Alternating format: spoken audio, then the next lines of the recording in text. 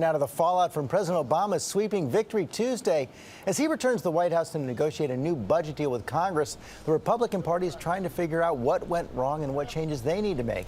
ABC John Carl's been looking at it, John. And John, the soul searching has just begun. Oh, that's right, George, because the Republicans blew an historic opportunity to beat a president who was suffering low approval ratings and high unemployment. Instead, they suffered huge losses across the board and are now struggling to find a way forward. In the wake of such a big victory for Democrats, a humbled Speaker of the House, John Boehner, struck a conciliatory tone. After keeping control of the House but losing seats, he signaled a possible willingness to compromise on taxes and extended an olive branch to the president. Mr. President, this is your moment. We're ready to be led, not as Democrats or Republicans, but as Americans.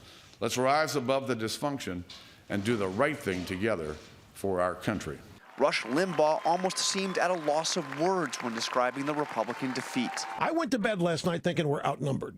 I went to bed last night thinking we've lost the country. Even as returns were still rolling in, Sarah Palin seemed stunned. Unfortunately, we know what we will get with 4 more years of Obama. This really is a catastrophic setback to our economy. It's a perplexing time for many of us right now. In high-profile races from the top on down, it was a night of Republican concession speeches. I pray that the president will be successful in guiding our nation. She won it fair and square, folks. Things don't always turn out the way you think they're going to. Now the question is how to bring the party back from political exile. In 5 out of the last 6 presidential races, Republicans lost the popular vote. The defeat was especially crushing among the largest voting group, women, as well as the fastest growing voting group, Hispanics. I think Republicans have done a pathetic job of reaching out to people of color.